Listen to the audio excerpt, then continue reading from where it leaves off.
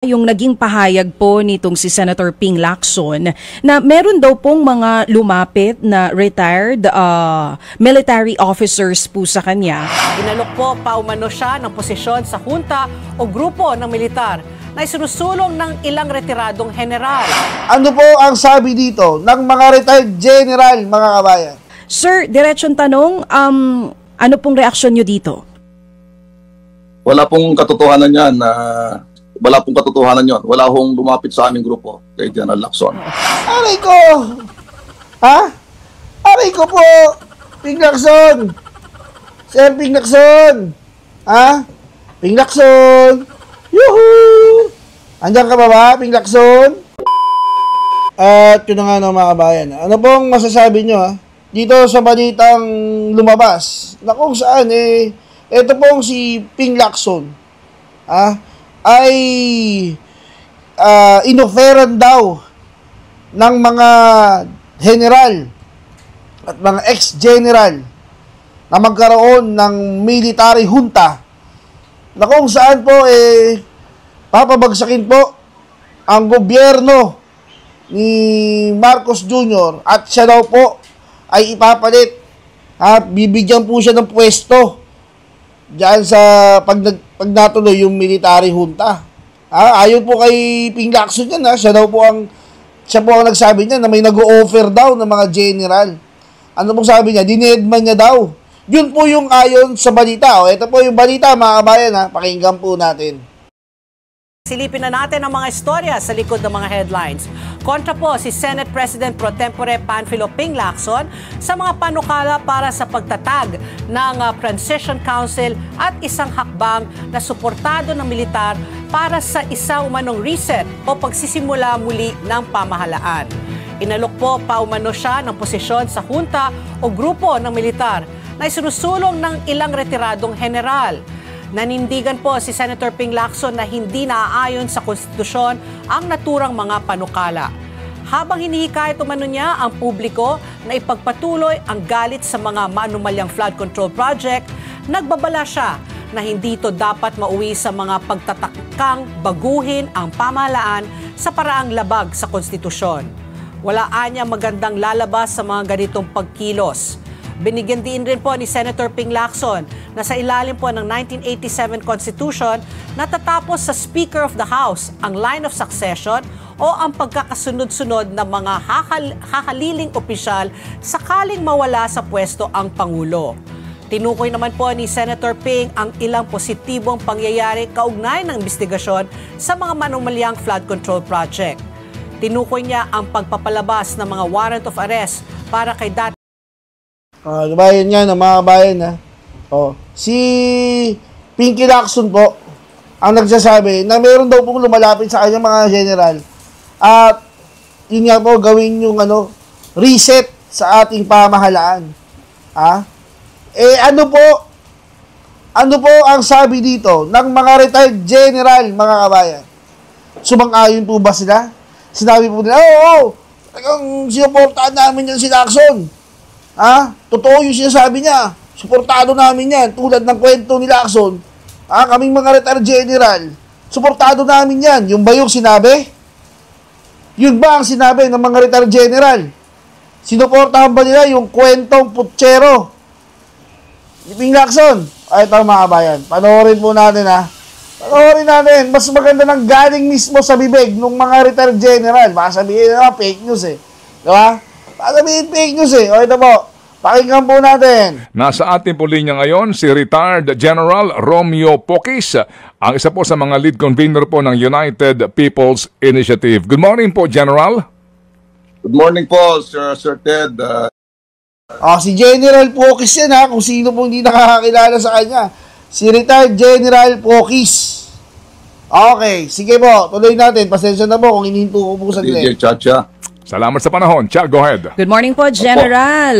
Unahin ko na po ito yung naging pahayag po nitong si Senator Ping Lacson na meron daw pong mga lumapit na retired military officers po sa kanya at hindi niya daw po babanggitin kung sino ito. Hindi niya pinansin pero nag-offer po na maging bahagi daw ng civil military junta.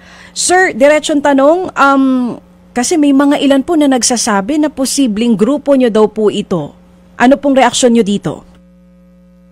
Wala pong katotohanan yan na DJ Chacha. Aray ko! Aray ko! Ha? Aray ko po! Ping Lacson! Sir Ping Lacson! Ha? Ping Lacson! Yuhuu! Andiyan ka ba, Ping Lacson? Ha? Ano mo sabi ni retired General Pokis? Wala pong katotohanan yan. Ha? Aray ko po. Ibig sabihin po pala, eto pong si Lacson ay nag-iimbento lang ng kwento. Sa bagay, mga kabayan, eto pong si Ping Lacson, sanay naman po sa mga kwentong putsero, mga kabayan. Putsero ba? Kutsero. Sanay po yan si Ping Lacson sa mga kwentong kutsero, mga kabayan. Bakit? Unang-una, mga kabayan, ano pong sabi niya? Doon sa nilabas o isinuwalat ni Saldico na kasama po si Pangulong Bongbong Marcos sa mga binabagsakan ng maleta dyan sa Malacanang.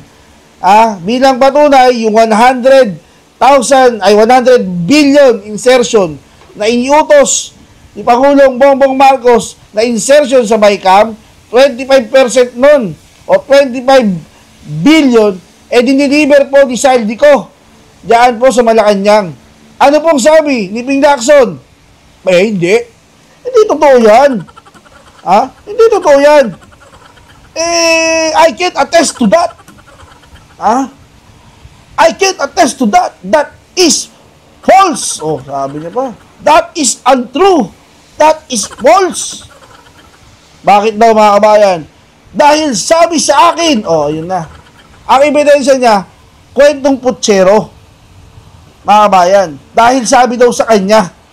Nino? Sino ba magkikwento daw sa kanya? Si Yusek Bernardo, na natanim witness niya, mga kabayan. Tantakin mo? Yung tanim witness ni Lacson, biglang kumabig at nagdagdag sa kanyang statement noong nagsalita si Saldico. Diyan po magaling si Lacson, gumawa ng kwento. Ngayon, pinagpapalagay niya na feeling niya po siguro, siya yung mas magaling, feeling siguro ng Vice President, gagawa nga ako ng kwento na ako yung gustong ilagay ng mga militar. Pag natanggal si Bongbong Marcos, gawa nga ako ng kwento. Tapos kunyari, pag inalok ako, sasabihin ko, dinedma ko, hindi ako pumayag. Ayan na. Naglabas ng kwento si Unggoy, mga kabayan. Anong kwento niya? Galing pa sa bibig niya na yung mga retired general, inaalok siya ng posisyon diyan sa military junta. Diyan sa reset ng gobyerno pag tinanggal si Bongbong Marcos. Galing sa bibig niya yan eh. Di ba? Ano sabi ng mga retired general? Wala po yung katotohanan. Ano ka ngayon, Ping Lacson? Ulitin po natin. Baka nabibingi po si Ping Lacson eh. Baka nabibingi po. Ulitin natin. General Pokis, military officers po sa kanya at hindi niya daw po babanggitin kung sino ito, hindi niya pinansin pero nag-offer po na maging bahagi daw ng civil-military junta. Sir, diretsong tanong, kasi may mga ilan po na nagsasabi na posibleng grupo niyo daw po ito. Ano pong reaksyon niyo dito? Wala pong katotohanan yan na DJ. Wala pong katotohanan. Ang linaw. Ibig sabihin, si Ping Lacson, hari ng sinungaling. Bumuo na naman ng kwentong kutsero. Para pa naman sila siyang bida. Isip ka. Di po ba, mga kabayan? Di po ba? Kayo po ang humusga. Nagpapabida, mga kabayan. Di po ba kapag natanggal ang Pangulo, sino pong papalit? Ang Vice President? Hindi, gusto ko ako eh. Gusto ko ako akong pumalit. Kaya papalabasin ko na magkakaroon ng military junta, ako yung iuupo. Ako yung gusto ng mga militar na uupo dyan. Onggoy! Hindi ka nga nanalo ng eleksyon, sir. Di mo ba? Hindi ka nanalo ng eleksyon. Magpipiling ka? Na ikaw gusto ipalit? Sino ka ba? Ano kalagitnaan ng kaso mo ng Corotong Baleling, nagtago ka? Tapos, gusto mo, yung mga militar, bilib sa'yo? Mga militar ba, saludo sa mga nagtatago? Ha? Ang mga militar ba, saludo sa mga duwag na katulad mo? Ha? Baka naman, hindi mga retired general ang nag-alok sa'yo. Baka naman si Trillanes ang nag-alok sa'yo, sir. Retired na rin yun, di ba? Retired police yun eh. Ay, retired sundalo, retired army. Hindi pala retired. Iba yung retired sa tinanggal. Tinanggal na yan eh. Ex-army. Baka si Trillanes ang nag-aalok sa'yo ng military junta, sir. Kasama nyo yung mga sundalong kanin. Tapos papalabasin mo yung mga retired general ang may gusto. Pero ang totoo, si Trillanes pala. Yun, malamang-lamang. Totoo yun. Di mo ba makabayan? Malamang-lamang. Malamang sa malamang. Talagang totoo yun. Kung si Trillanes ang nag-alok sa'yo, bakit? Pareho kayong duwag eh. Pareho kayong duwag. Ikaw nagtago, siya nagsuot ng helmet. Yung helmet niya, yung kaldero. Kaya sundalong kanin eh. Mga kabayan. Ituloy mo natin. General Bokis. Baka sabihin, hindi, pinuputol mo naman eh. Baka naman, meron pang sasabihin si General Bokis. Sige, tuloy natin. Gotcha. In fact, yung aming grupo ay isang patriotikong kilusan, non-partisan, or non-political, non-violent, saka rules-based, law-abiding, constitutional-based.